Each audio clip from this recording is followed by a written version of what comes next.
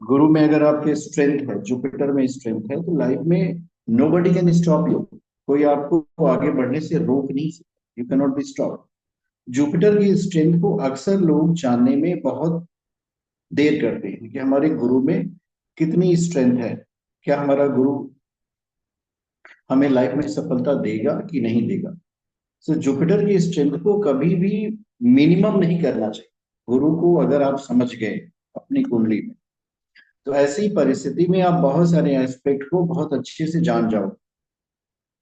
अक्सर क्या होता है कि हम गुरु को समझ नहीं पाते, we are not able to understand Jupiter. और जुपिटर को ना समझ पाना मतलब जीवन में समस्याओं का निमंत्रण देना। गुरु के विषय में जितना कहा जाए उतना ही कम है। किसी भी कुंडली का जो बहुत इंपॉर्टेंट एस्पेक्ट वो गुरु से गाइडेड होता है। कोई भी हॉरोस्कोप विदाउट गुरु आपको कुछ नहीं दे सकता। कुंडली के किन भावों को गुरु गाइड करता है, इस पे हमें फोकस करना चाहिए कि आखिर वो कौन कौन से भाव हैं जिसपे गुरु का प्रभाव है। देखिए, गुरु आपका 11वें भाव में स्थित है। अब 11वें भाव में स्थित गुरु क्या क्या करेगा, what he is going to do. जब भी गुरु किसी जातक के लाभ भाव में आता है, तो ऐसे में एक बात समझने की बहुत बेहतर है कि लाभ भाव का गुरु, सिर्फ गुरु को देखिए।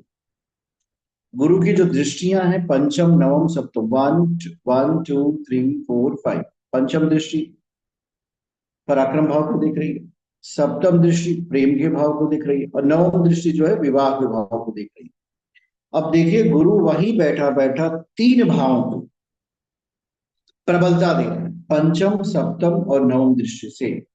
पहले शनि पे जो दृष्टि जा रही है, पराक्रम में होने वाली जो शॉर्टकमिंग है वो दूर हो जाएगी। जातक बहुत ही पराक्रमी होगा, तेजस्वी होगा, ओजस्वी होगा, वर्चस्वी होगा, तो पराक्रम तो बढ़ जाएगा। दूसरी सप्तम दृष्टि देखिए, गुरु केतु को देख रहा है, पंचम भाव में केतु बैठा है। ऐसे जातकों के जीवन में प्रेम को लेकर के समस्याएं आ सकती, जातकों की लव लाइफ अफेक्टेड होगी। लेकिन गुरु की दृष्टि जा रही है, इसलिए प्रेम भाव में भी जातक को बहुत दिव्यता से प्रगति मिलेगी। नवम दृष्टि को देखिए, जातक सप्तम भाव को दे रहा है, वैवाहिक जीवन के सुखों को बहुत तीव्रता से गुरु जो है ठीक करेगा।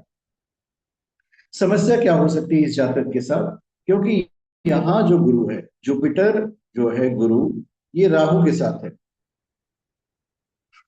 जब भी कुंडली में गुरु राहु एक साथ आते हैं, ये गुरु चांडाल योग बनता है, इसको दोष भी कहा जाता है। इसका तात्पर्य हुआ कि जातक का गुरु जो है वो खराब हो गया। जातक का गुरु खराब हुआ, राहु के साथ गया। राहु के साथ जैसे ही गुरु जाता है, जातक के जीवन में जो दिशा मिलने वाली, दिशाएं भी कई तरह की होती, directions plays a very important role in the life of the human being. जो डायरेक्शंस हैं, जिन दिशाओं में आप अपने जीवन को आगे बढ़ाते हो, ये आपको बहुत आगे ले जाएंगे। कैसे? अगर राहु का इम्पैक्ट ना हो। अब इनमें देखना पड़ेगा, गुरु बलवान की राहु बलवान, इन गुरु और राहु में बलवान कौन सा है, उसी का प्रभाव पड़ेगा। राहु की थोड़ी थोड़ी जो प्रवृत्ति होती है गुरु में मिलने की वजह से, गुरु जो है बहुत सटीक निर्णय जातक को नहीं लेने देता। जब जातक के जीवन में अनिर्णय की स्थिति आती है, तो इसका क्या प्रभाव होता है, लाइफ जो है डिस्टर्ब हो जाएगी। जीवन में जिस हद तक उसको प्रगति मिलनी चाहिए, उस हद तक नहीं मिल पाएगी।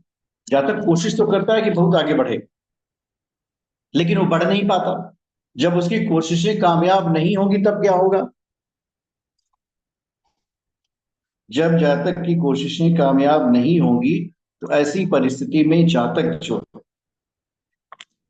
गलत दिशा में जाता है, गुरु राहु जातक को गलत दिशा में ले जाता है।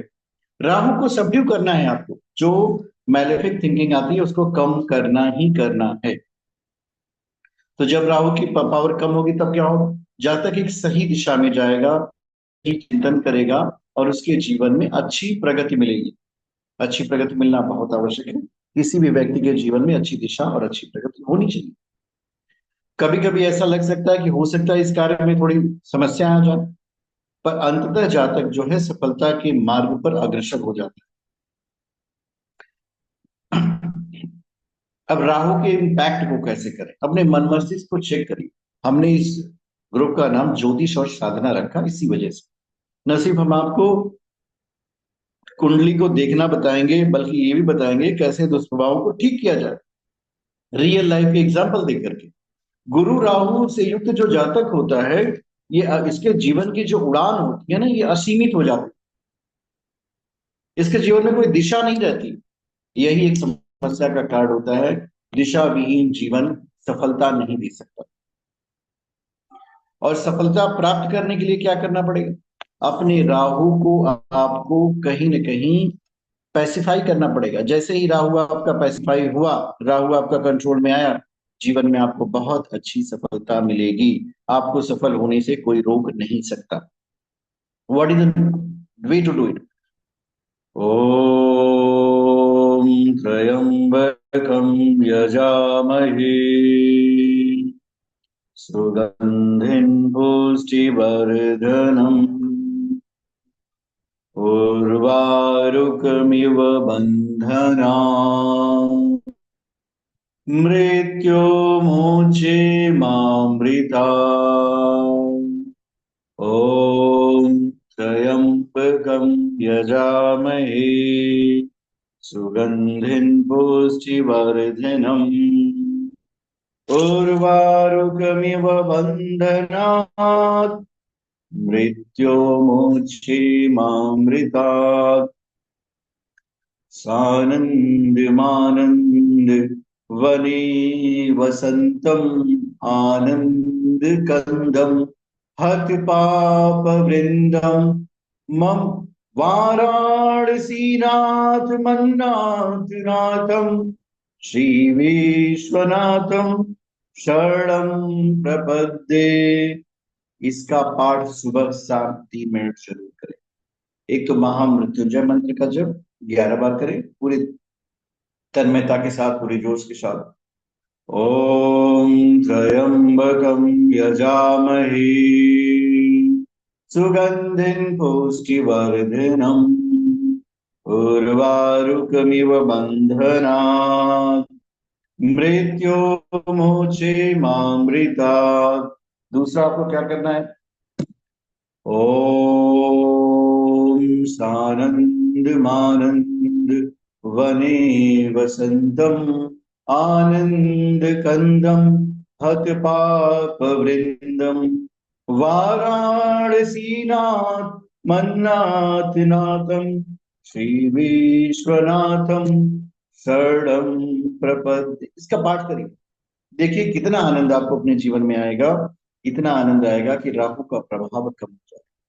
जैसे ही राहु का प्रभाव कम हो जाता है, निश्चित रूप से मान के चलिए गुरु आपको सही दिशा में ले जाए। आज के लिए इतना ही। आज की ये पहली कक्षा थी। इसके बाद वाली अगली कक्षा में आप लोग फिर से जुड़ जाएगा।